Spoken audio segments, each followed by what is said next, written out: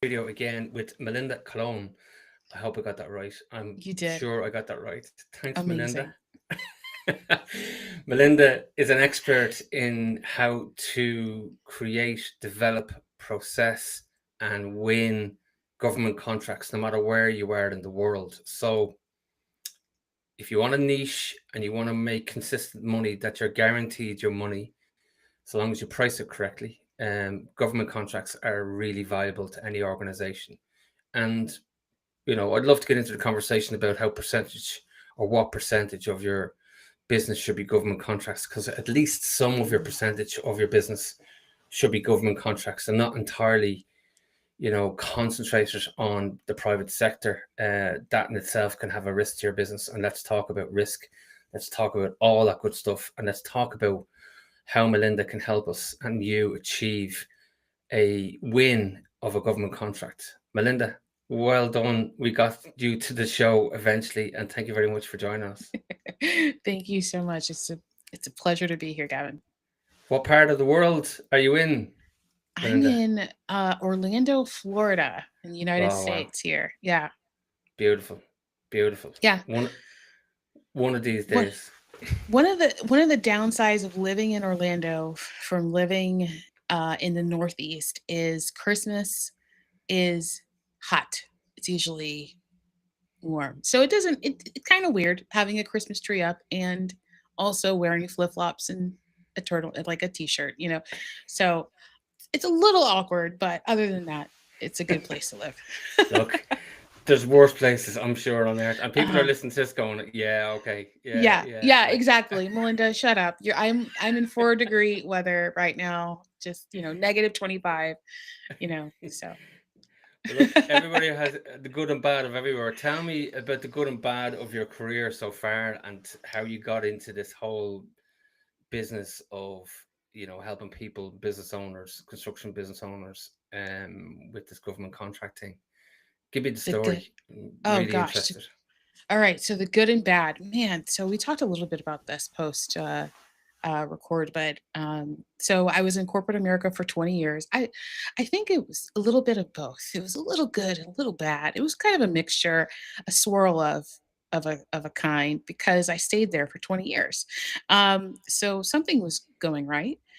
And unfortunately, it just overwhelmed myself, stressed myself out. But in the process, before all of that happened, before the end of my corporate journey, I I built and developed a system to help my employer win government contracts to keep entire departments of engineers employed for construction firms, big national construction firms, engineering firms, and even MEP firms. And so, what I had to learn under a lot of pressure, a lot of just pressure, stress, and anxiety is I have to win these contracts so that they can take their time off. They can have their PTO, their 401k, and have a salary that is going to continue to keep them employed.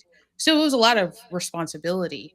I would say that would be the up and down. The joy of winning a government contract that's worth hundreds of millions of dollars, even Mm. $1 million was just like a I'm so glad Bob or John or Sue or whomever has a job, Yeah, right? Like yeah. that's just like huge, like just huge, like Or release of pressure. stress.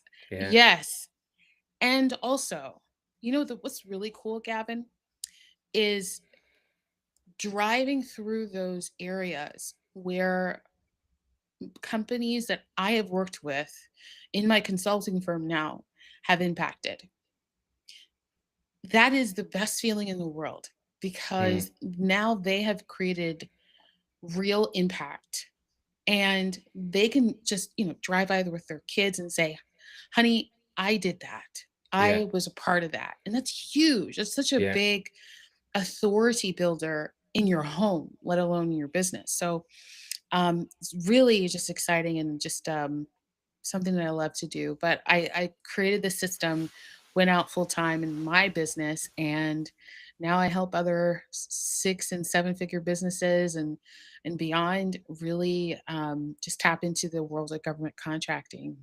And that's Wow. like the best thing in the world is to see them win $1 million contracts, and they're just like, I can't even believe this is possible. And I'm like, Yeah. it's happening every single day. And that's really the reward. It's not the money, honestly. It is the reward of allowing people to see that Yeah. what is possible with what they're already doing.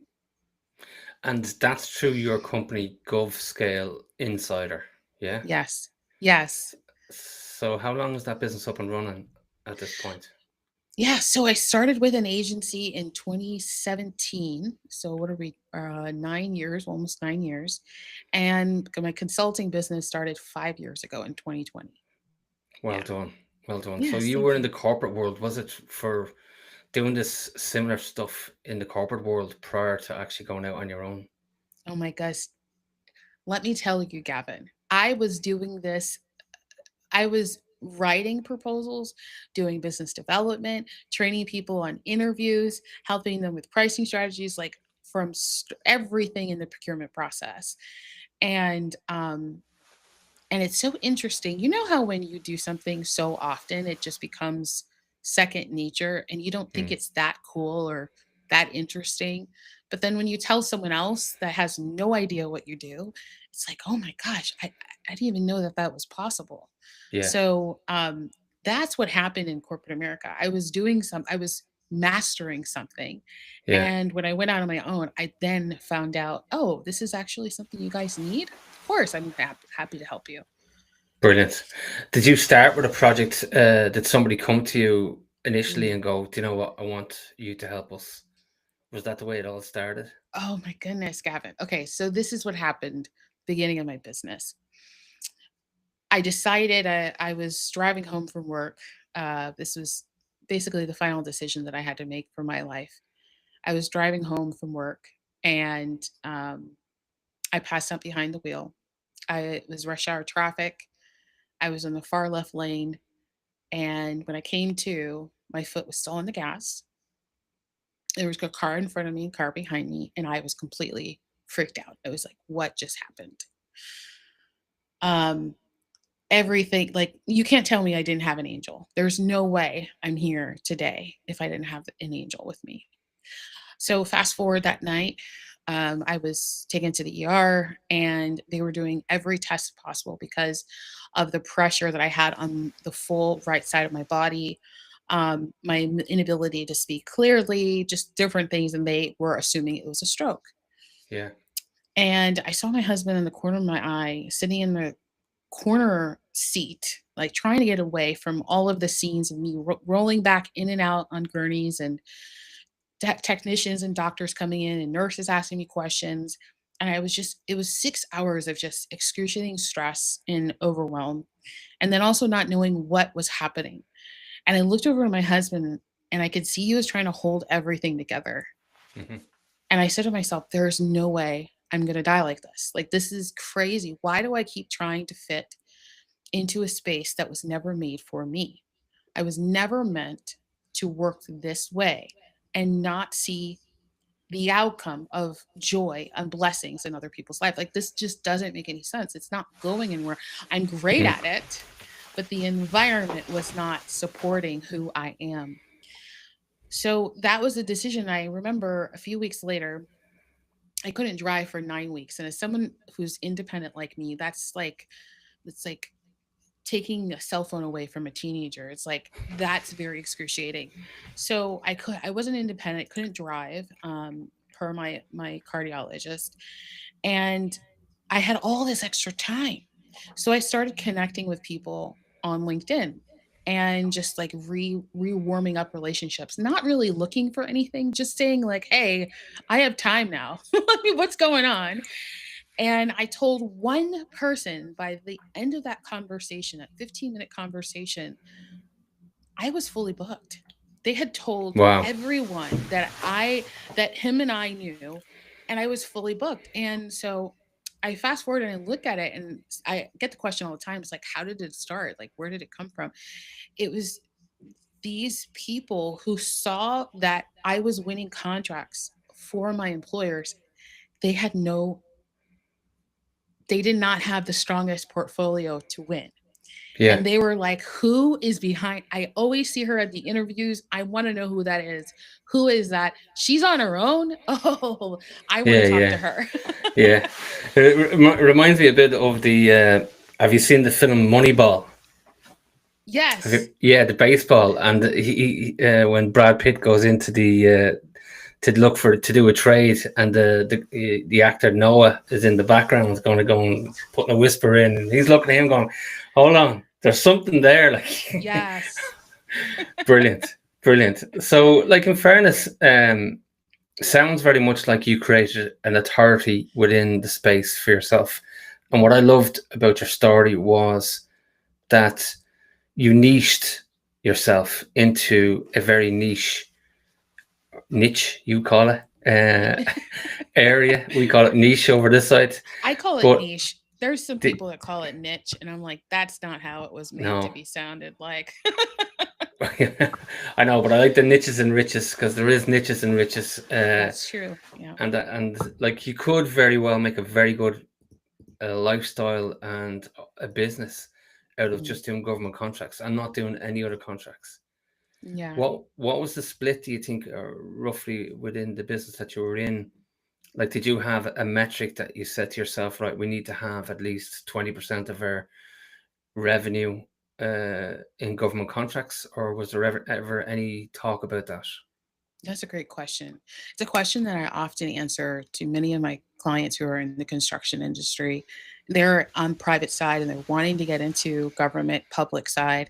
And they're just like, what does it need to look like? So a comfortable, healthy perspective is, what is a percentage of your operations that is that your revenue is going to. That's really where you want to start. So initially, I started really small. I was like, okay, let me just win one contract. Let me just make sure that this works for me. And then it was 20%, and then it was 30%. And then I realized, because government contracts are so stable, yet they're not as profitable as private sector, but they're stable. That means that I can just focus government contracts on the stability of my operations, my resources, and make sure that I can weather any economic market storm that may come and know that my people are getting paid. I can sleep really good at night knowing that we just need to deliver on the same thing over and over again, which increases the value of your business when you have systems that are repeatable and sustainable. And so Hmm. I would say that the key percentage to fit for anybody, not just give you like a percentage for every business, but is, how much is your operations? What is the percent of your operations compared to your profit? And let's start growing towards that and stabilize with that, because that honestly is what I believe why government contract is so valuable to a business. Yeah, or I've seen companies um, who are trying to get a consistent gross profit, net profit margin within their business, and they look at the government contracts as, well, there's our foundational stuff. There's the stuff that we know is, it's going to be the same all the way through, and then Yes. we can take the ups and downs of the other stuff that's not government contracts, and then average that out, and maybe we might just end somewhere around a certain figure. Yeah. And I suppose it's really down to profile risk, isn't it? Like, if you're putting too much profile into one area, it's and something goes wrong, and that can happen with government contracts as well. Is that they might very well turn around and go, "Oh, look, new government, new legislation, things have changed. That contract is going to come to an end." Have you had experience of that as well? Of course, yes. I mean, just recently here in the US, their government shutdown was it delayed the fiscal year by 31 days. That's a significant amount of time. And so some of my clients were getting awarded contracts during that time. Some of my clients were losing contracts during that time. And some contracts didn't get advertised, didn't get issued because of the delay. And so now the money goes to something else. Yeah. So that happens often. It happens quite often. Well, it comes down to this one key: how do we minimize the risk in government contracting? we have to build relationships just like we do in private sector. We want to build relationships with those government buyers who are putting together the budgets to buy what you sell. Just as simple as that. Mm. They're already preparing to buy what you sell for 2027. Right now, they're already thinking about that. So Hmm. that means that there's already a budget publicly here in the US is publicly. I know I've worked done business in or consulted clients in UK, Sweden, China, and Mexico, and they have similar standards. But typically, that is public information. Yeah. So now we know ahead of time before we even see an advertisement for a contract what our funnel is going to look like, our sales cycle, our sales pipeline, our business development, marketing, months, if not years ahead. Hmm. So it just kind of shifts our mindset from just a consumer to contractor. One thing that I'll say to help your audience understand this, like how do I do that? Now, if you are, let's say, driving by some construction, you're in the industry, you're like that they're way ahead. It's too late for me to get into that. What I'm going to suggest to you to not think about the actual project itself, but I will challenge you to think about the impact of that project. So, say for example, they're putting up a new school in your community and you're like, "Oh, it's too late. They're almost done." Well, think what's next? What else did they need to serve that school? What else is that? Is it going to be a recreation facility, like a sports area, a park, maybe parking? Maybe they need a gym, an expansion of the gym. Is there competing schools nearby? Are they looking at? And so, just like opening your mind, like if there is money, I call this money flow. If there's money in one area, energy, which is a form of money, is a form of energy. It cannot be destroyed and it cannot be created. So it just moves. So if it's done at this one project, where is it going to go next? Hmm. If we can think about things like that, we'll never be without opportunities, Yeah. because the opportunities will continuously be created over and over again by the new problem a solution creates. Yeah. It boggles my mind as well, Melinda, that there is so many useful websites and government websites that actually alert you or notify you that they are going to release a tender, or Yes. that they're expressing an interest of people who are interested in maybe joining a tender process. And that, if you're not joined up or signed up to these websites in your country or your local region, like that's probably 101 mistake, isn't it, in terms of the playbook for this? 100%. Yes. Yeah, this is helping you plan, pre-plan. And then also, if you feel like you're behind, let's say, for example, like, "Ah, I'm behind. I only got 3 days to respond to this contract. Like, I don't have time to respond to this." Um, that rest assured that more than likely that same one will come out again. It's just because they have to continuously buy. Take a step back and really explain what a government contract is. I think that's where a lot of people misunderstand what it is. Okay. So, a government contract is, let's say, all of our tax dollars go into this big pool of money, and the local agency, so your local town has different goals and responsibilities, like the schools or the sidewalks or the parks and recreation, or you know what's another, hospitals or Or city halls rail. or things like a rail. That's Yeah. great. Transportation is huge right now.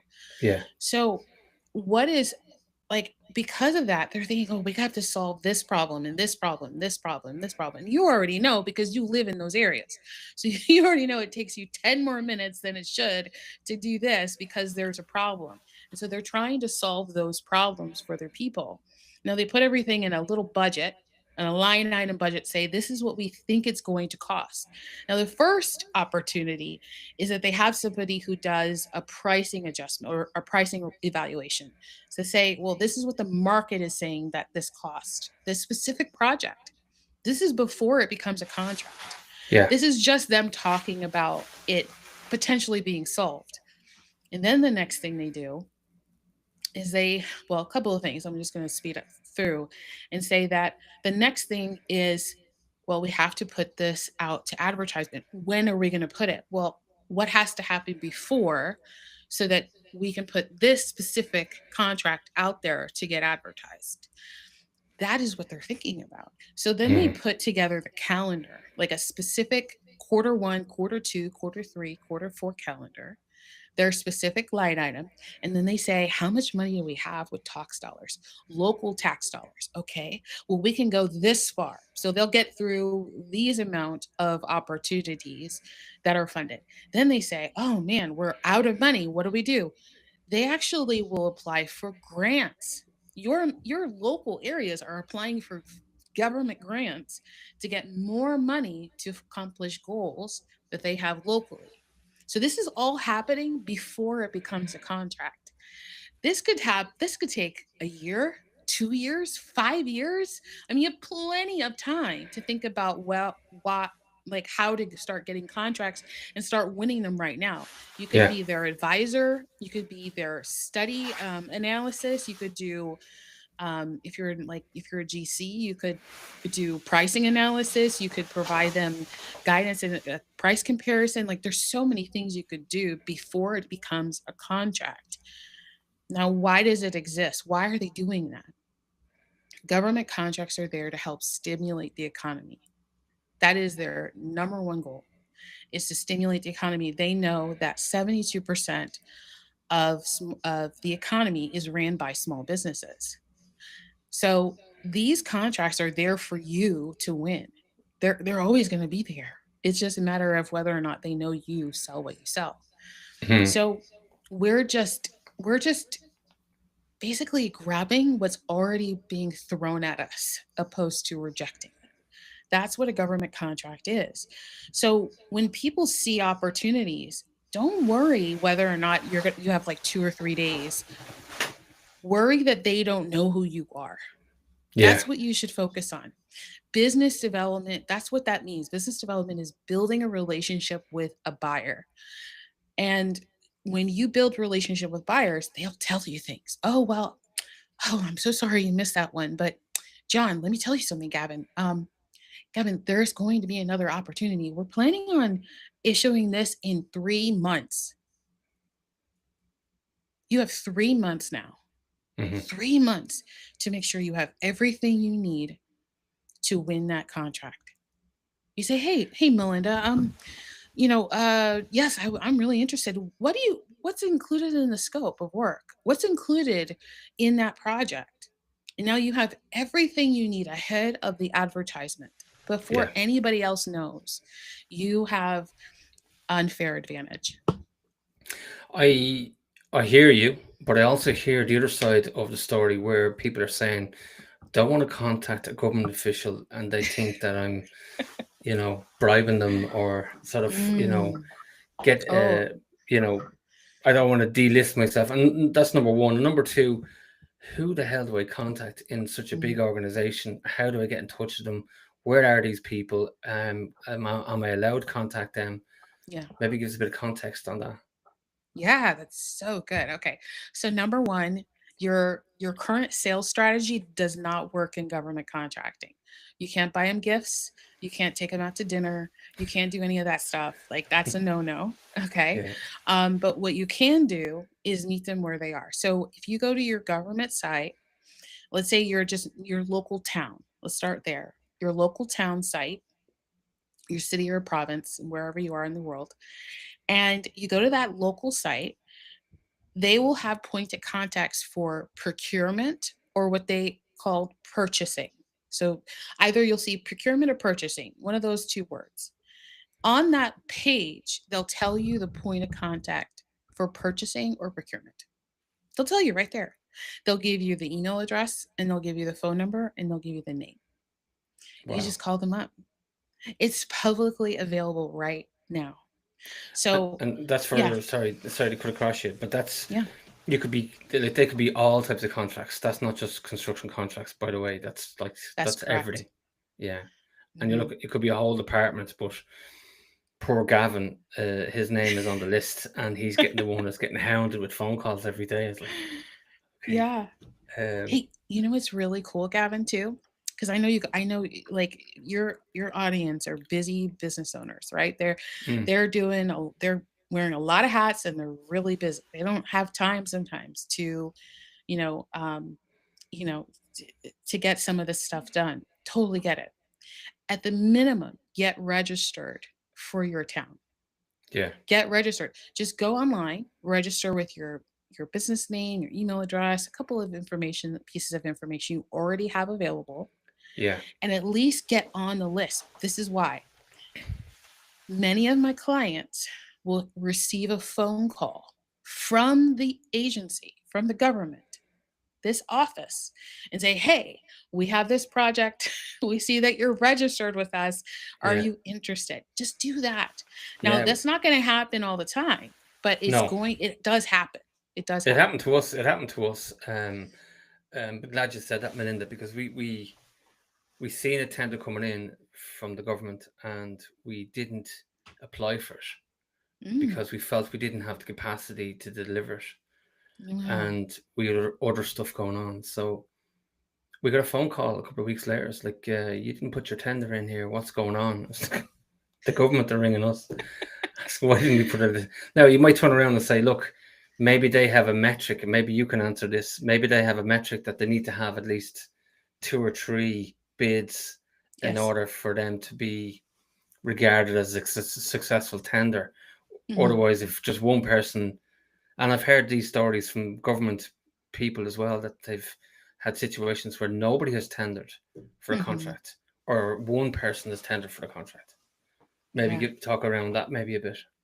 Oh gosh, that happens so often. Okay, so another golden nugget, there will be a lot more rebids. And what Gavin was talking about where no one responds to.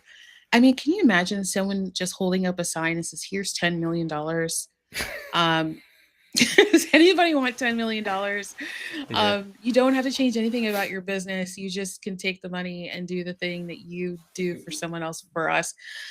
Anyway, so that's happening left and right. And what happens after that is that they put it out again, and it's called a rebid. And so Okay. they'll rebid something before they pick up the phone and start calling contract or vendors, right? So that's really important to note. Now, there is for the majority of contracts that are above a specific threshold, and I don't know where the threshold is um, throughout the It's world, but I do it's know here different. in the Yeah. US, it is different. Yes. Yeah. So there's specific thresholds into which they need a certain amount of bidders. And usually it's three. So that's accurate. Usually it is three. And it's usually like, half a million, so on and so forth. The contract is a lot larger and it's a necessity, it's an Yeah. essential contract, things like that. Um, so in those instances, they will actually have to rebid again, or they will pick up the phone and call. So this is why we want to get registered because the next contract might be a lot closer than you think. If they Yeah. only knew who you were, like who's the person that you think of when you think of like, let's say a restaurant. Let's say your favorite restaurant for what do you love to eat? What's your favorite meal? See, I'm asking you I'm questions doing the now. Nando's thing now. So at the moment, Oh, good. yeah, considering I was vegan for a number of years. Wow, Um, yeah, that's but I really wouldn't say cool. I'm a major fan. But yeah, Okay. So, like, when you think of the meals that you're having right now, what is the restaurant that you love going to? yeah, Nando's restaurants, like a Nando's restaurant will be, A yeah, Nando's restaurant. one of them. Yeah, Yeah. And so why? convenience, consistency, and price. And you go there and you have a great experience, I'm sure. 100%. Okay. So these are the same Part of the things that convenience. Yeah, Sorry. right? Yeah. Yeah, part of the convenience. But these are Yeah. things that government buyers are looking for. They're looking for consistency, convenience. They're not looking to, you know, uh, try to puzzle your website, or they don't need all that nonsense. They just Mm. need you to be registered in their system and be serious about doing business. And if you're already in business, you're serious, right? Yeah. So Yeah. that's the step that most people don't want to make because they're not aware of how it works. And that's how it works. They're just people. They go to your church, they live in your neighborhood, they have Yeah. kids in football just like you. I mean, it's Yeah. just the same thing. They just so happen to work for the government. And there's another one that I've come across as well, and I don't know if you've come across it your side, Yeah. is the expression of interest Mm, model, yeah. where it's not a tender bid, but maybe you might be interested in tendering for this contract. And what I've seen sometimes with those expressions of interest is they actually push a sort of their idea of what the budget is for that Yes. tender. So it could be 800,000. So they're hold on a minute. So they're want to know, am I interested in going for this tender that they're willing to give out for 800,000 that they want me to bid for. Yeah. So if I'm bidding for this and I put in 1 million, chances are I'm not going to get Yeah. Yeah. Yeah. it. It's really interesting is that is an opportunity. So so there's a couple of things in part of my system. I teach people this, but there's a couple of things in the letter of interest, or the expression of interest. There's also the sources sought for federal here in the US. So this is them asking, is there anyone that does this that could do it for what we think what it costs? And so they're either doing two things. One, they're validating what they were told that the cost is based off a consultant, advisor, etc. Yeah. Or two, they have no idea what the cost is, and and they're using old data from a year ago. Especially, I mean, it's when you're in a business with materials, and you're including materials and supplies into your costs, like tomorrow is going to be a different, the market's going to fluctuate so much compared to a 12-month cycle. So we look at that, and they look at that and they say, is this still doable? Like, that's what they're doing. Yeah. So this is an opportunity. Even if you don't respond, and I recommend, if it is not within your price line, like you're not going to make any profit on that job and you're going to hurt yourself, I wouldn't recommend not to bid. I would Yeah. recommend not to bid. But even if you don't bid, this is they're just asking who's interested. Once that deadline is passed, reach out to them. Ask them, like, how did they come up with this number? Where did it come? Would it be helpful and supportive for them to get guidance and support on what is working right now in the market? These are things that we could do proactively.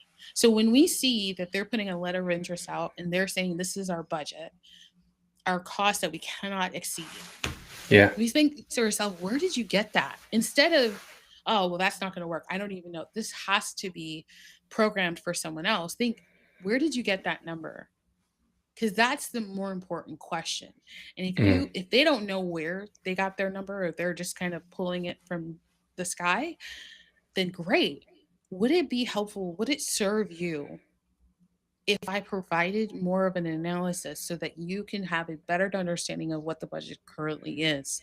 Because again, going back to that, they have a line item. They think it's 800K, $800,000. And if they think it's 800,000 and it's a million, Hmm. then everything else has to fluctuate. So now they have to make sense of, how can we get as close as possible to 800,000 so that we can do everything else that we promised that we would do. Yeah. Very, very good. So okay, so let's take the scenario. Yeah. Let's just throw it out there. Um, Tender comes in. We're all going for this. Gavin Coyle Roofing Empire LLC is going to go for this tender. Yeah. It's literally just come in. I have an office manager. I don't have a purchasing or procurement team. I do have a QS, but he or she comes and goes They're like more freelance than anything else. So I'm just going to have to do this myself with the office Mhm. manager. Walk me through a dummy's guide to dealing with Yeah. that tender. Oh, this is exciting. Okay, I'm going to simplify it. Okay, so I call this the GovCon sales strategy. This is my proprietary system that I've helped clients achieve over $5.79 billion in the last 5 years. Well done. So thank you. Thank you. So, first things first, we start with prepare. Like, what are we going to sell? There's so many opportunities. There's so many contracts that instead of going into Willy Wonka's factory and not knowing what you want, focus on what do you want first. That's very, very important. It keeps you focused, but it actually increases momentum exponentially. I have clients that are running businesses, getting into government contracts, running $10 million business, winning $7.5 million contracts in less than 90 days because they focused, right? So Mm-hmm. focus is key. Second thing is target buyers, target contractors who are buying what you sell. Start locally. That's easy because you can leverage your location, like where you live. You live in this community for X, Y years. You have your kids in schools, etc. Leverage that. So step number two is targeting the right buyers who buy what you sell.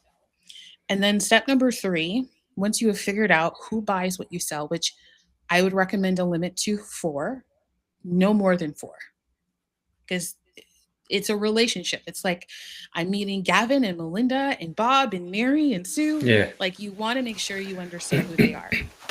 And then step number three is strategize. So now that I know who Gavin is and who Melinda is, and I know what to sell to them, how do I sell it? What are they asking for? What do they need right now? And what's projected or like what's planned for the future?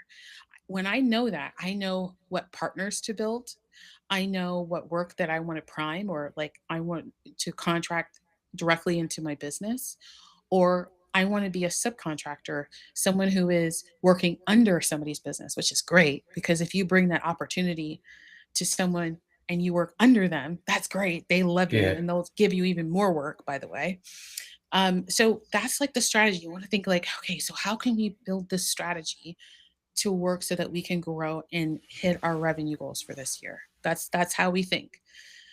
Step number four is submit. This is where we put together the proposal, your price, your pricing kit, or your excuse me, your pitch deck is basically responding to the questions and their intent, and then also including the price, like whatever your price is. Let's not make it complicated and say like what should the price be? At minimum, you should be at 10%. If you're under 10%, it starts getting very heavy and it's hard to deliver excellence at under 10%. Let's just say that. Net, That's obviously. really important. That's So net. at a That's minimum, net. Sorry, yes, Melinda. Obviously, yes, not gross. yes. Just for No, no, just for not clarity gross. purposes. Yes, thank you so much. So that's step number four. And then lastly, step number five is to track. So track our progress. How are we doing? Are we winning? Are we losing? Either way, when you win or lose a contract, we want to know what worked and what didn't work so that we can go and iterate. One of the things, oh gosh, it was gosh, can't remember the person that said it, but I was just recently reading Rockefeller's letters to his son. There was 38 letters to his son, and it's a book. And I was reading through it, and there was something that really stuck out to me. And he said that those that just I'm going to paraphrase it, but those that just take action and never reflect back on what worked are fools. So if we just go out there and start winning contracts, okay, yeah, we're winning contracts. We don't Yeah. understand why we want it. It's foolish Yeah. because now I agree. we can't build leverage and we can't grow in control. It's like out of our control. We don't know what's working. And so then it's inconsistent. So those are the five steps. It's really quite simple when you think about it. 'Cause you don't have to change anything about your business. You don't need to change anything about your operations. This is just adding a revenue stream to your Yeah. business. That's it. Yeah, I like it that you keep it simple, and for what it's worth, you should have a Google Drive folder or Dropbox or whatever it is, and you have that model in Yeah. your in your in your files, because once you do it right the first time, and even if you don't win the tender, you can always keep on going back to those same documentation, the same questions, because you find that a lot of the questions are repetitive. Yes. Very repetitive. But here's the thing. Here's the thing, Gavin, which I teach my clients, is you want to answer the question behind the question, the intent. Like, why are they asking That to question. see 5 years of experience? Why? What Yeah. happened in the last 5 years? What could potentially have impacted them in the last 5 years? This is a question I get to ask my contacts after the deadline, is like, Yeah. hey, who have you been working with the last 5 years? Like, what was that experience like? They're going to tell you. We want to know the intent behind every single question, because to your point, they are repeated and they're looking for people who care. They're looking for Hmm. people who are not just going to put a number. They're looking for people to say, I understand why this is so important to you.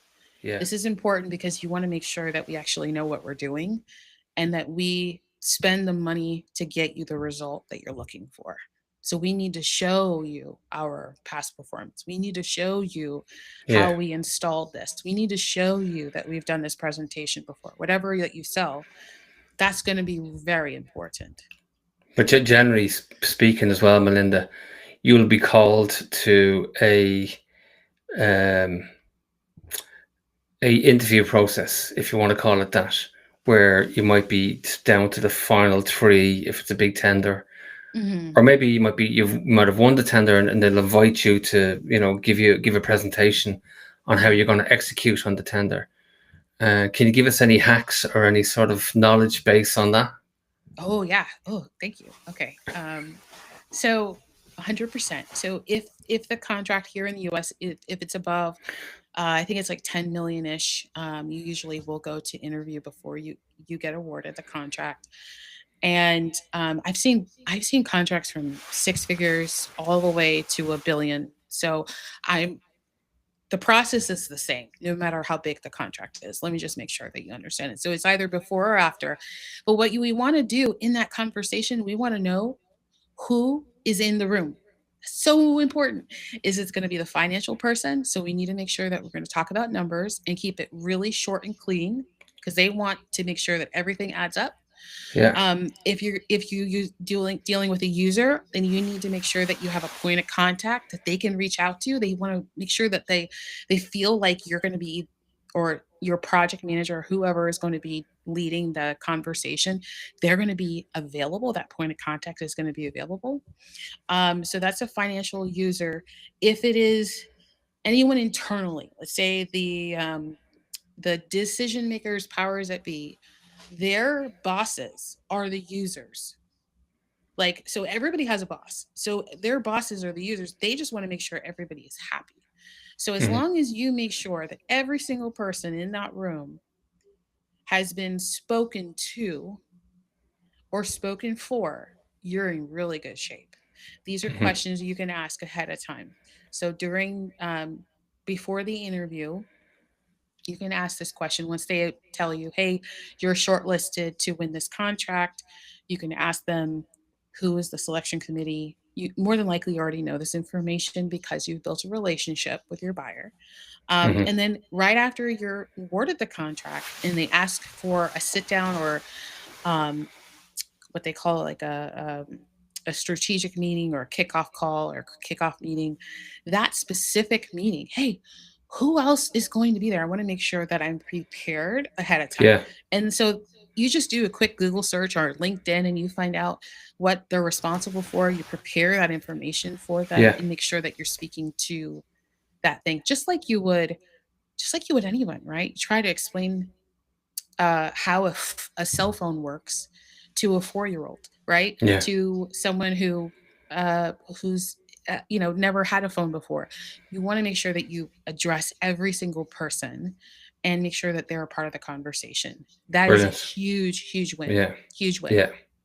Yeah. Because we've often seen, you know, documentaries or things on TV or whatever, where you see people coming in and they just focus on one person Yeah. and they exclude everybody else in the panel, and they hate that. They Yeah. absolutely hate that. They like, this person's not looking at me, and next thing they start coming up with biases. Okay, he's misogynistic, or she's got issues with men or whatever. I don't know, whatever. Yeah. But for what it's worth, and of course you're the expert in it, they're really nice people, and they're Yeah. here they want to award this contract. Like, Mm, you're gonna you have to really mess it up in order to not get it. So if you're not strong on presentation skills, bring somebody in that does presentation skills. yeah. If you're not strong on finances, bring your accountant or your CFO or your interim CFO or your QS or whatever. Yeah. What I found as a small company was, pack it. Get Yes. as many people together as you can, and before the meeting, have the pre-meeting of saying to everybody, here's your role, here's my role, here's what I'm going to be doing. You don't say anything until I address you and ask you here, or if I Yeah. say, can you bring in the finance, or can or you know, there's nothing wrong with saying, great question. Would you mind if we came back to you and clarify that subject following the Oh, meeting? yes. Like, there's nothing wrong with that. That's right. Yeah. They love transparency. It's a relationship. It's not, and just like to talk to presentation. It's not, Yeah, you're not standing up there in a three-piece suit and, you know, oh my gosh, like I have to say every word on this index card. No, this is a yeah, conversation. They want it to be yeah. fluid. They want to see your personality because They more want than to know, can they likely you're trust going you? to yeah, Yeah, you're going to be stuck with them for a period of time. It could be a month, it could be a year, it could be 10 years. They want to know who you are. Like, am I yeah, going to enjoy having conversations with Melinda, or is this going to be really difficult? And I'm going to dread every email that I get, right? So these are things yeah, that they're talking about. Have a conversation in front of them so that they can see how the team is working together. yeah, yeah, Also, who is going to answer questions? This is something that I see many teams forget to ask themselves is who is going to ask. So whatever the question is, it needs to go to the person who is the subject matter expert for that day. So yeah, if it's finance, if it's a well, what about Q4 and on the Gantt chart it says this and like this is what we have budgeted. So then that means the project manager and then cost yeah, estimating needs to speak up, not you as a leader. Like you need to let your team run because that shows that you yeah. have system. That's operations. That gives them a lot of confidence that your company can deliver, not just you. So Brilliant. it's just something to keep in mind. Well said, Melinda. Well said. I'm going to throw a few curveballs at you because we're Oh, running against okay. the time. Oh man. Uh, Okay. no, knowing what you know now, Melinda, what would you Mm. do different? I would have gotten louder sooner. I would have gotten louder sooner and helped more people um, unlock government contracts so that they didn't have to wait anymore. Wow. There's a lot of people say that when they're asked that question, is, I would have done this sooner, I would have come out sooner, I would have got involved sooner, I would have started the entrepreneurial journey sooner. You know, everything happens for a reason. Yeah. Yeah, there's no mistakes. There's nothing waste, There's but no mistakes. No. I think There's no about loss. there's no loss. I think about and actually it fuels me today, Gavin, because now I know I lost that time in my mind subconsciously. So I'm even more proactive to help people. I'm like, oh, come on, let's go, let's get it done. And my clients love that because I keep them accountable, right? I tell them I'm gonna call you sporadically, and if you're not on your game, and they're like, oh my gosh, really? And I'm like, yes, you know, um, Guess because what, it Melinda? yeah I totally believe that. yeah Totally yeah get that. Yeah, yeah. yeah. A favorite book or favorite movie, Okay, or so both? yeah, my favorite book is the Bible, and my favorite movie is The Sound of Music. Ah, I romantic. know. Okay. Yeah, My God. I know. Something about you, Melinda, that not many people would know or would click and go, "My God, I didn't know that about Melinda." Mm. I played the viola for 14 years. Wow. Wow. I was first chair in the state and county for 7 of those years. Congratulations. Yeah, thank Wow. you. Threw that one out for a curveball, okay. Melinda, it's been an absolute pleasure to have you on the show. I am, for the listeners and the viewers, government contracts are something that builds your reputation, builds your Mm, credibility, improves your consistency in terms of your profit and loss, and allows you to hold on to critical staff, amongst other things. And Melinda, coming on the show, we've only touched off it in terms of the how to win these contracts and how important they are. And Melinda's an expert in it. I would highly recommend you reach out to her. Um, from my own thank you. experience, government contracts are a must-have as part of your portfolio. Melinda, how did I get in touch with you and talk to me about that process? I want to keep it really simple, depending on where your audience is. So Yeah, come and join me on LinkedIn. It's Melinda dash Cologne. You just look up for my beautiful face, beautiful honey brown face. Melinda Colon, 4.7 or what is it, 5.79 billion. I can't keep track these days. And we got all the links, all the resources. We go live, all that stuff on there. DM me there, and that way I can serve you and support you wherever you are in your journey. brilliant. And that doesn't mean in the States or on your side of the water. That can be Europe, because this is a global thing in terms of That's what our correct. discussion today. And so that's why it's important that we, if you're a small to medium enterprise, chances are the market is at the top of where it is at the moment, Mhm. and it could go down. And if it goes down, and you have this 3-year framework or 5-year framework within your business, that's a good place to be when you come out past the recession. So Yes, I'm glad, Melinda, you were giving us some of your nuggets, and we'd love to get you on the show again, because I know there's other parts of this podcast in relation to government tenders that we could have talked about. We didn't get to, but I think we covered most of it. And thanks very much for your time. absolutely. Thank you for having me. This is great. Such a great conversation. I love talking about this. Thanks, Melinda. Take care. We'll see you on the next show. All right. Thank you. Take care. Bye bye. Bye bye.